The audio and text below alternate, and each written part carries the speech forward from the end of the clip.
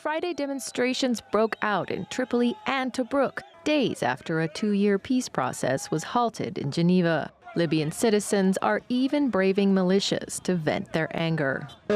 We, the youth, came out today to demand the end of the transitional period. We want elections. This is the right of the Libyan people and the right of the youth. The street is the basis of legislation. Enough transitions. We want legislative and presidential elections, God willing.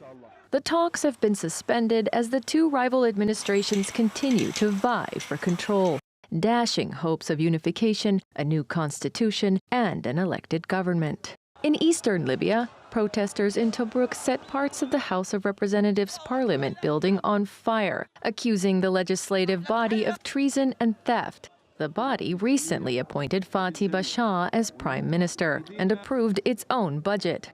Eastern factions are reportedly behind an oil blockade that's worsened widespread power cuts in the middle of a sweltering summer. In Tripoli, hundreds gathered in Martyrs Square to denounce the UN-backed interim government led by Abdulhamid Dbeibeh and its failure to keep its promises, including holding elections last year, fixing damaged infrastructure, and transitioning the civil war-torn nation to an era of peace and prosperity. Our demands are clear national demands. We want justice for citizens, an answer to the electricity outages, and the dismantling of all legislative and executive bodies, including Dbeibeh's government, Bashar's government, the High State Council, and Parliament.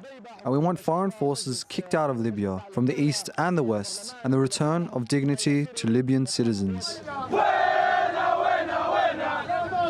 Protests also erupted in several other towns and cities, including Benghazi and Misrata, defying territorial divisions between rival factions and militia forces. Heightened tensions have increased fears of a return to civil war.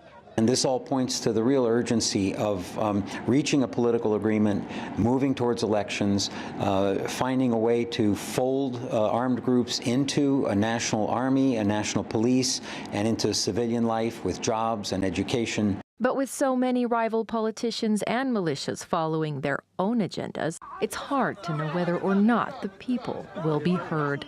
Sarah Balter, TRT World.